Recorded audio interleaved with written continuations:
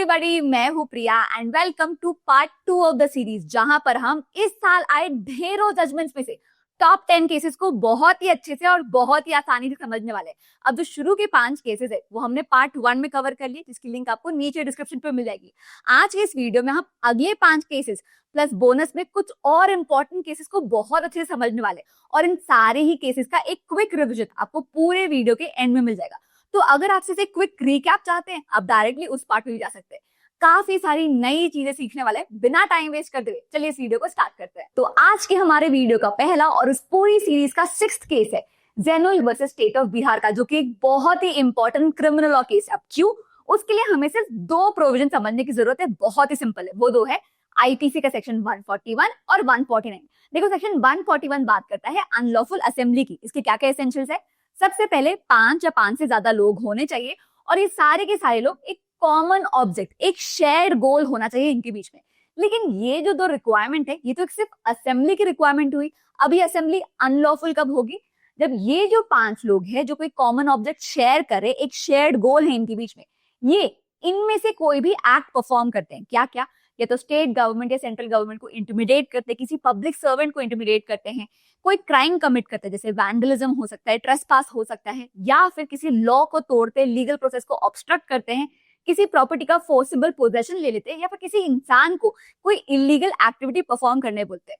तो जब 5 या 5 से ज्यादा लोग जो आपस में एक कॉमन ऑब्जेक्ट शेयर करे, वो इनमें से कोई भी एक्टिविटी परफॉर्म करते हैं, तब वो असेंबली अनलॉफुल बन जाती है। अब हम आते हैं सेक्शन 149 में, जो क्या कहती है कि मानो कि किसी असेंबली में 10 लोग हैं, और उन 10 में से कोई एक इंसान कोई ऑफेंस करता है, कोई क्राइम कमिट करता है, और इन बाकी लोगों को पता था कि ये क्राइम होने वाला है या होने के चांसेस है। तो इस इंसान के साथ साथ ये जो सारे लोग हैं, ये भी गिल्टी होंगे। अब इसमें प्रॉब्लम ये हो रही थी कि इंडिया में अगर कोई भी रैली होती है, कोई प्रोटेस्ट होता है, कोई लैंड डिस्प्यूट होता है, तो इसमें बहुत सारे लोग इन्वॉल्व होते हैं। अब मानो कि किसी प्रोटेस्ट में बहुत सारे लोग हैं और स्टैम्पीड हो जाता है, हड़कंप पड़ जाता है, जिसमें किसी एक इंसान की डेथ हो जाती है।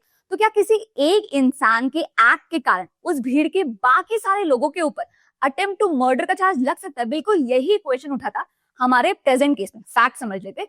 तो 2 गांव वालों के बीच में लैंड डिस्प्यूट होता है, गर्मा गर्मी होती है, और 400-500 लोग इन्वॉल्व हो जाते हैं, जिसमें 2 लोगों की डेथ हो जाती है। अब इस केस में 70 लोगों के अगेंस्ट एफआईआर फाइल होती है। ट्रायल कोर्ट 21 लोगों को कन्विक्ट करता है, जिसमें से 11 लोगों का हाईकोर्ट कन्विक्शन अपहोल्ड करता है। अब इस 11 लोगों में से 10 लोग सुप्रीम कोर्ट में इस कन्विक्शन को चैलेंज करते हैं। मेनली सेक्शन 141 और 149 को चैलेंज करते हैं, ये कहते हुए कि हमारा ना कोई कॉमन ऑब्जेक्ट नहीं था, हम तो बस भीड़ के पास खड़े थे। तो इस केस में सुप्रीम कोर्ट ने इन 10 लोगों को अक्विट करते हुए ये कहा कि mere presence at the crime scene is not enough to convict a person under section 149। Simply ये कहा कि जो सेक्शन 149 है ना, ये बहुत ही सीरियस ऑफेंस है। तो सिर्फ भीड़ के पास खड़े होने में या फिर भीड़ में खड़ा होना, mere presence is not enough to establish a common object। और इन सारे लोगों का कॉमन ऑब्जेक्ट था या नहीं था, ये कोई गेसिंग गेम नहीं होना चाहिए, सॉलिड प्रूफ होना चाहिए कन्विक्शन के लिए। अगर हम ऐसा नहीं करेंगे तो क्रिमिनल जस्टिस सिस्टम का जो मेन प्रिंसिपल है प्रिजम्पशन ऑफ इनोसेंस का, हम उसे ही डिफीट कर लेंगे।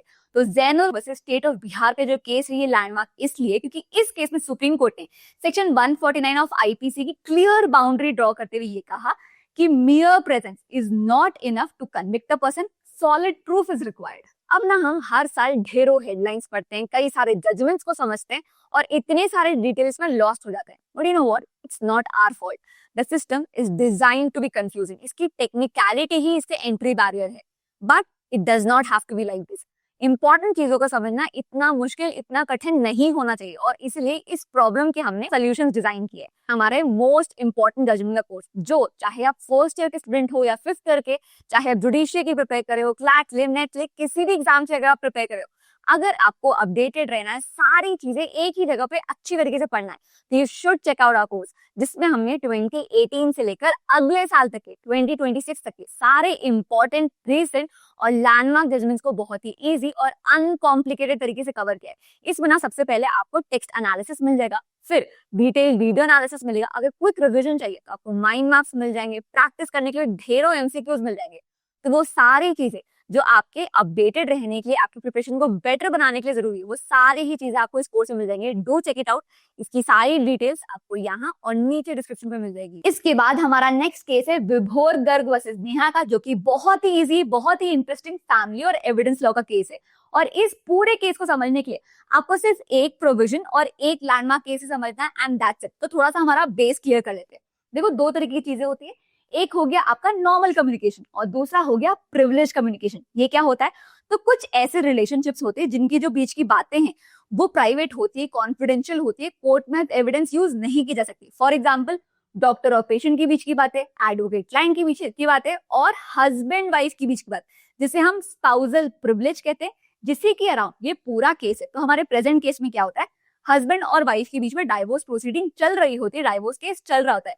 उसी के दौरान हस्बैंड हरासमेंट प्रूव करने के लिए अपने वाइफ के साथ हुई रिकॉर्डेड फोन कॉल को फैमिली कोर्ट में एज एविडेंस सबमिट करना चाहता है, जिसे फैमिली कोर्ट अलाउ कर देती है।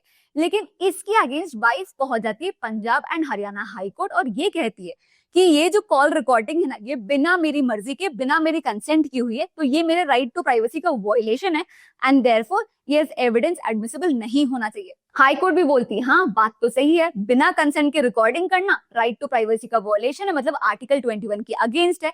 और इसके अगेंस्ट हस्बैंड चले जाता है सुप्रीम कोर्ट, जो कि हमारा प्रेजेंट केस है। तो इस केस में मेन क्वेश्चन ये है कि क्या हस्बैंड और वाइफ के बीच में अगर कोई केस चल रहा हो तो क्या कॉल रिकॉर्डिंग को एज एविडेंस यूज किया जा सकता है, हाँ, या फिर ये राइट टू प्राइवेसी का वायलेशन होगा। तो इस पूरे केस को समझने के लिए आपको सिर्फ एक प्रोविजन समझना है, सेक्शन 122 ऑफ एविडेंस एक्ट, जो बात करता है स्पाउसल प्रिविलेज की, और ये कहता है कि हस्बैंड और वाइफ की जो बीच की बातें होती है वो प्राइवेट होती है, कॉन्फिडेंशियल होती है, वो बिना कंसेंट के एज एविडेंस यूज नहीं की जा सकती। तो जो सेक्शन 122 बनाने का पूरा इंटेंशन था वो मैरिटल हार्मनी को प्रोटेक्ट करने का था। लेकिन सेक्शन 122 के दो एक्सेप्शंस भी है। पहला एक्सेप्शन ये कहता है कि अगर कपल आपस में ही केस लड़ रहे हो, सूट्स बिटवीन द कपल, तब स्पाउसल प्रिविलेज को ब्रेक किया जा सकता है। और दूसरा एक्सेप्शन ये कहता है if one person has committed crime against the other, तब भी स्पाउसल प्रिविलेज को ब्रेक किया जा सकता है। तो सेक्शन 122 स्पाउसल प्रिविलेज की बात करता है, ये कहता है कि कम्युनिकेशन को एज एविडेंस यूज नहीं किया जा सकता। लेकिन सेक्शन 122 के ही ये दो एक्सेप्शन है। अब फोन कॉल की रिकॉर्डिंग को लेके जो लैंडमार्क केस है, जो लीडिंग केस है, वो है RM Malkani versus state of Maharashtra का, जो एक स्टैंडर्ड टेस्ट प्रिस्क्राइब करता है, एक 3-fold टेस्ट प्रिस्क्राइब करता है कि क्या रिकॉर्डिंग एडमिसिबल होगी या नहीं।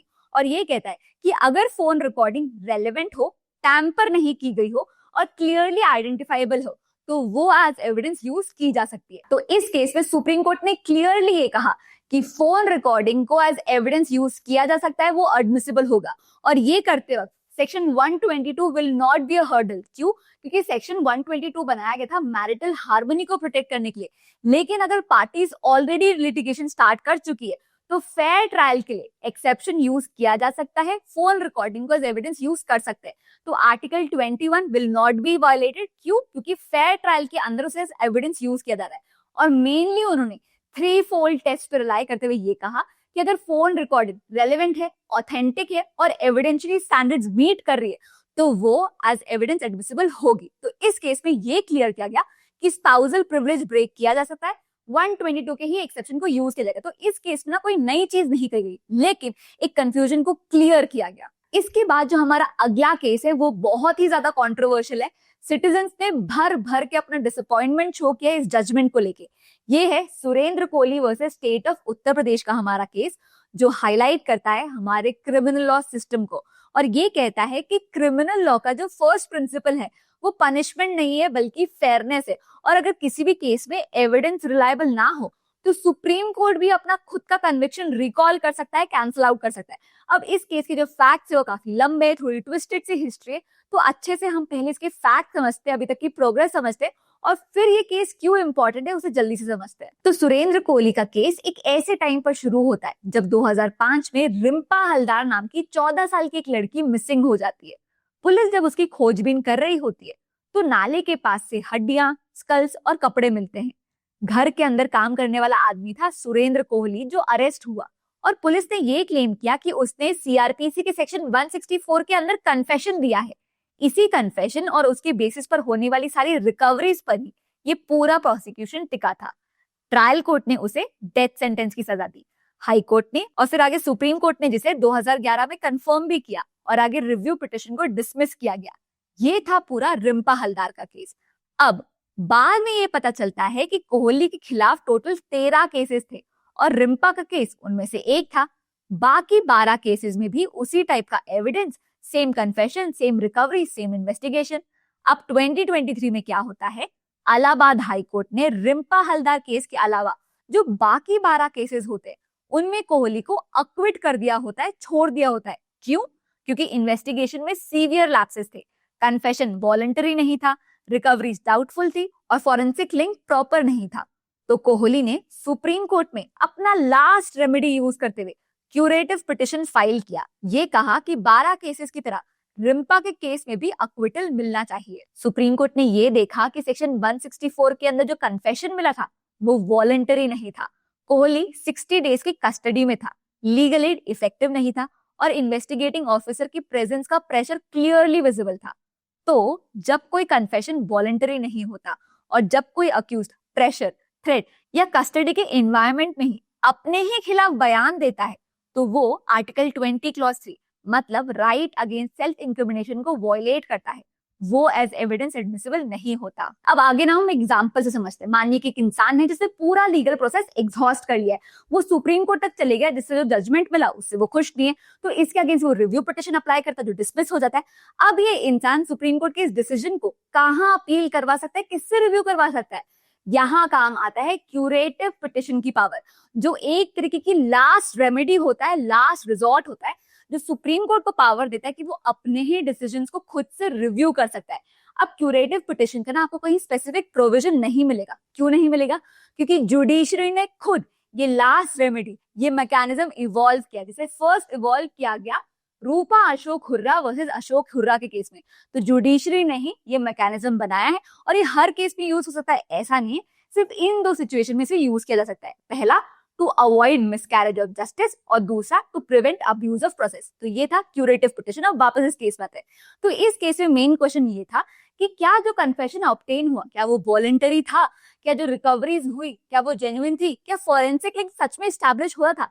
अगर बाकी के 12 केसेस में जिसमें सेम एविडेंस था, सेम रिकवरीज थी, उसमें वो सारी चीजें अगर इनएडमिसिबल थी, उस इंसान को कन्विक्ट नहीं किया गया, तो उन्हीं एविडेंस के बेसिस में 2011 का जो कन्विक्शन हुआ क्या वो फेयर था? मेनली क्या investigation clean and beyond the doubt था या नहीं? तो इन सारे क्वेश्चन को आंसर करते हुए सुप्रीम कोर्ट ने ये कहा कि क्रिमिनल लॉ में suspicion does not equal to proof.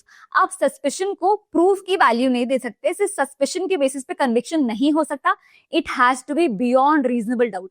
और ये कहते हुए 2025 में सुप्रीम कोर्ट ने 2011 में जो कन्विक्शन हुआ था उसे मैनिफेस्ट मिसकैरेज ऑफ जस्टिस ये टर्म दिया। इसका मतलब क्या होता है कि पुलिस बस किसी को सिर्फ इसलिए पकड़ ले कि शायद इसी ने किया होगा, लेकिन कोई रिलायबल विटनेस ना हो, क्लियर इन्वेस्टिगेशन ना हो, फॉरेंसिक चेन क्लियरली एस्टैब्लिश ना हो, इसके बावजूद कोर्ट उसे कन्विक्ट कर दे, उसे सजा दे दे, ये गलत होगा, आर्बिट्ररी होगा। कोर्ट ने ये कहा कि जब बाकी 12 केसेस में जिसमें सेम रिकवरी थी, सेम एविडेंस था, वो तो इनएडमिसिबल थे, लेकिन इस एक केस में आप इन सबको एडमिसिबल करते हुए उसे कन्विक्ट करो, ये गलत होगा, आर्बिट्ररी होगा। इसके बाद हमारा नेक्स्ट केस है सुखदेव सिंह वर्सेस सुखबीर कौर का। बहुत ही सिंपल केस है, मेंटेनेंस और एलिमनी के अराउंड रिवॉल्व करता है। तो देखो ये तो हम सबको पता है कि वॉइड मैरिज मतलब नो मैरिज, पर क्या no marriage equals to no maintenance, no alimony, no rights? यही क्वेश्चन उठा था इस प्रेजेंट केस में।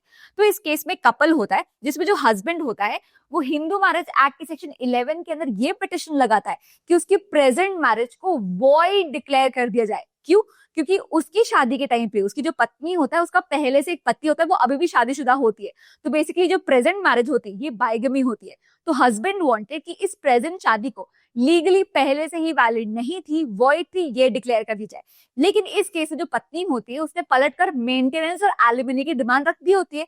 तो क्वेश्चन ये उठता है कि अगर मैरिज ही वॉइड है, वैलिड नहीं है, तब भी क्या वाइफ मेंटेनेंस या एलिमनी की डिमांड कर सकती है या नहीं? तो अलग अलग कोर्ट्स का इस क्वेश्चन को लेकर अलग अलग इंटरप्रिटेशन रहा है। इस केस में कोर्ट ने क्या इंटरप्रेट किया ये समझते हैं। ध्यान दीजिए कि मैंने इंटरप्रिटेशन वर्ड यूज किया। क्यों? क्योंकि मेंटेनेंस और एलिमनी के केसेस में ना डिफरेंट केसेस की सिचुएशन देखते हुए डिसाइड किया जाता है कि मेंटेनेंस या एलिमनी ग्रांट करनी है या नहीं। तो इस केस का इंटरप्रिटेशन जरूरी नहीं कि हर केस में अप्लाई हो, इसलिए आगे समझते हैं कि प्रोविजंस क्या कहते हैं। अब आगे बढ़ने से पहले थोड़े प्रोविजन समझ लेते हैं। तो देखो, हिंदू मैरिज एक्ट में स्पाउस को फाइनेंशियल सपोर्ट देने की, मेंटेनेंस देने की बात की गई है सेक्शन 24 और 25 में। अब मेंटेनेंस एक जनरल टर्म होता है जिसका सिंपल मतलब होता है फाइनेंशियली वीकर स्पाउस को फाइनेंशियल सपोर्ट देना ताकि वो अपनी बेसिक नीड्स को प्रॉपर्ली फुलफिल कर सके। अब मेंटेनेंस टेम्परेरी पीरियड के लिए दिया जा रहा है या परमानेंट पीरियड के लिए दिया जा रहा है, उस हिसाब के इसके दो टाइप्स होते हैं। एक हो गया मेंटेनेंस पेंडेंटिलाइट और दूसरा हो गया एलिमनी। एक एक करके समझते हैं। तो मेंटेनेंस पेंडेंटिलाइट, इसमें पेंडेंटिलाइट का मतलब होता है पेंडिंग लिटिगेशन। जब तक मैट्रिमोनियल डिस्प्यूट सेटल नहीं हो जाता, केस सॉल्व नहीं हो जाता, तब तक जो टेम्पररी मेंटेनेंस दिया जाता है वो होता है ये। तो ये टेम्पररी नेचर का होता है और ये आप दो चीजों के लिए देते हो। सबसे पहले इंटरिम मेंटेनेंस मतलब रोजमर्रा के डेली खर्चों के लिए, और दूसरा हो गया लिटिगेशन के एक्सपेंसेस उठाने के लिए। तो इन दो चीजों के लिए जब तक केस डिसाइड नहीं हो जाता तब तक जो आप मेंटेनेंस देते हो वो होता है ये। तो ये एक तरीके का सर्वाइवल मैकेनिज्म होता है। वहीं दूसरा होता है एलिमनी, जो परमानेंट नेचर का होता है और इसलिए इसे हम परमानेंट मेंटेनेंस भी कहते हैं। ये कब दिया जाता है? जब कोर्ट डिक्री देता है कि मैट्रिमोनियल डिस्प्यूट सेटल करता है कि क्या ये डाइवोर्स होगा, जुडिशियल सेपरेशन होगा, मैरिज वैलिड थी या वॉइड थी। जब कोर्ट ये डिसाइड करता है, फाइनल सेटलमेंट की तरह दिया जाता है एलिमनी। तो ये परमानेंट नेचर का होता है। अब हमारे प्रेजेंट केस में जो वाइफ होती है वो सेक्शन 24 के अंदर टेम्पररी मेंटेनेंस और सेक्शन 25 के अंदर एलिमनी दोनों डिमांड कर रही होती है। केस डिसाइड करते हो सुप्रीम कोर्ट ये कहता है कि सेक्शन 24 का ऑब्जेक्टिव क्या है? फाइनेंशियली वीकर स्पाउस को सपोर्ट प्रोवाइड करना ताकि वो कोर्ट में अपने केस को प्रॉपर्ली लड़ सके। अब इस केस में मैरिज वैलिड है या वॉइड है ये डिसाइड करने के लिए केस तो लड़ना पड़ेगा, और केस लड़ते वक्त एक्सपेंसेस तो होंगे। तो ये उठाएगा कौन? फाइनेंशियली वीकर स्पाउस तो नहीं उठा सकता, उसके लिए अनफेयर होगा।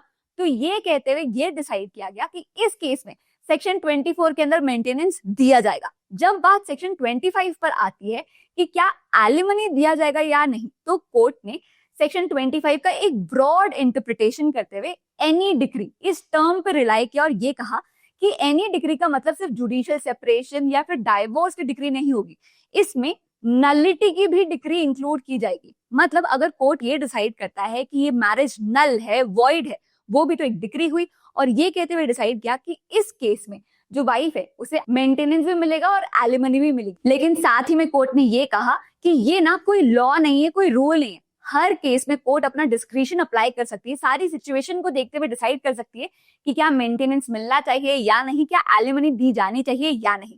तो ये कोई लॉ नहीं है, कोई रूल नहीं है, डिस्क्रिशनरी प्रिंसिपल है। और अब हम आ गए हैं हमारे लास्ट केस में, case number 10, Imran versus state of Gujarat के, जो freedom of speech and expression से रिलेट करता है। तो देखिए, आर्टिकल 19 का जो क्लॉज 1 है वो freedom of speech and expression की बात करता है, मेनली फ्रीडम्स दिए गए हैं। वहीं 19 का जो क्लॉज 2 है उसमें रिस्ट्रिक्शंस दिए गए।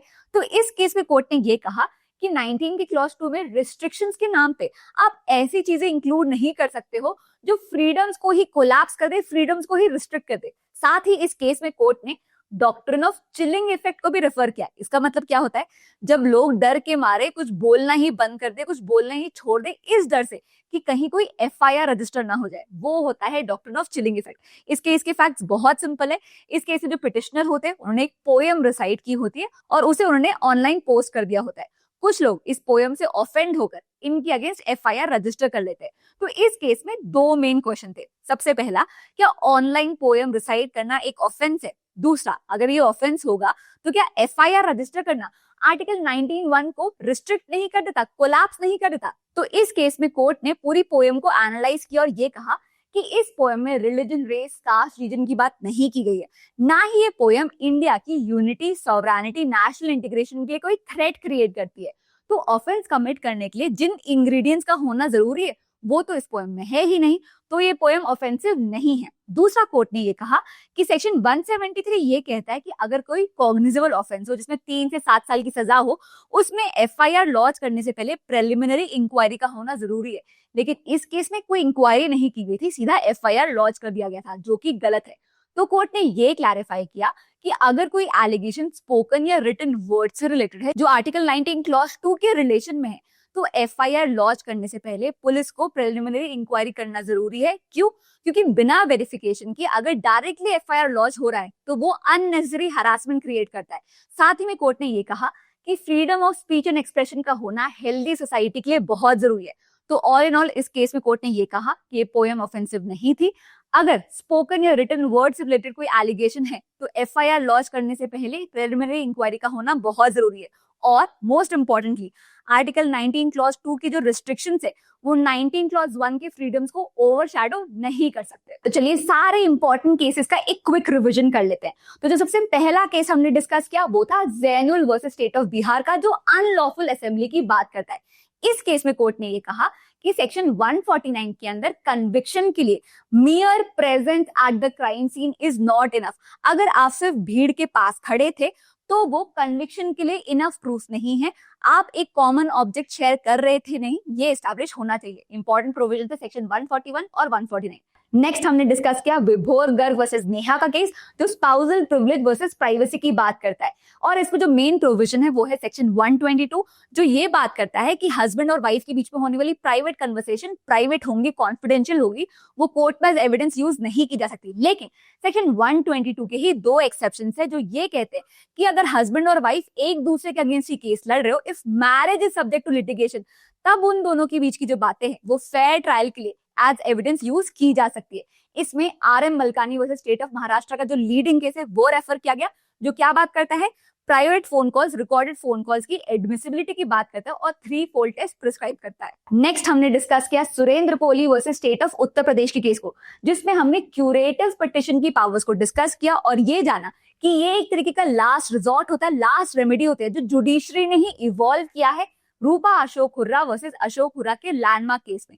इस केस में कोर्ट ने ये एस्टैब्लिश किया कि क्रिमिनल लॉ का फर्स्ट प्रिंसिपल पनिशमेंट नहीं बल्कि फेयरनेस है।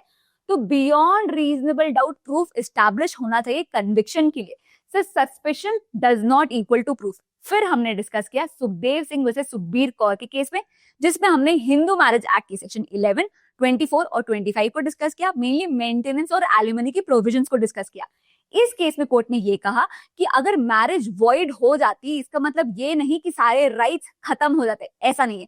भले ही मैरिज वॉइड हो तो भी जो स्पाउस है वो मेंटेनेंस या एलिमनी क्लेम कर सकता है, लेकिन साथ ही में ये डिस्क्लेमर दिया कि ये ना कोई रूल या लॉ नहीं है, ये हर कोर्ट के डिस्क्रिप्शन पे है कि वो सारी सिचुएशन देखते हुए डिसाइड कर सकता है कि मेंटेनेंस और एलिमनी ग्रांट करना है या नहीं करना है। और लास्ट में हमने डिस्कस किया Imran versus state of Gujarat के केस को, जो freedom of speech and expression का केस है। इस केस में सुप्रीम कोर्ट ने क्लियरली ये कहा कि आर्टिकल 19 क्लॉज 2 के अंदर जो रिस्ट्रिक्शंस दी गई है वो 19 क्लॉज 1 के फ्रीडम्स को ओवरशैडो नहीं कर सकती, उन्हें कोलैप्स नहीं कर सकती। साथ ही में ये कहा कि सेक्शन 173 के अंदर एफआईआर रजिस्टर करने से पहले प्रिलिमिनरी इंक्वायरी करना जरूरी है, और साथ ही में डॉक्ट्रिन ऑफ चिलिंग इफेक्ट को भी रेफर किया गया। तो ये था आज का वीडियो, जिसमें हमने इस पूरे साल के टॉप 10 केसेस को बहुत ही आसानी से कवर कर दिया। अगर आपको किसी भी केस पे कोई डाउट हो, कोई क्वेरी हो, कोई सजेशन हो, do let us know in the comment section. हम दिन भर आपके कमेंट्स ही पढ़ते रहते हैं, so we will write back to you. और अगर आपको मेरे पढ़ाने का तरीका पसंद आया तो ऐसे ही मेरे कुछ कोर्सेज भी है जहां पर हम इसी सेम पैशन से चीजों को एक्सप्लेन करते हैं। मैं उम्मीद करती हूँ कि आज की इस वीडियो में आपको जरूर कुछ नया सीखने को मिला हो और आपकी एग्जाम प्रिपरेशन में जरूर हेल्प मिली हो। That's it for now. See you in the next class. Bye bye.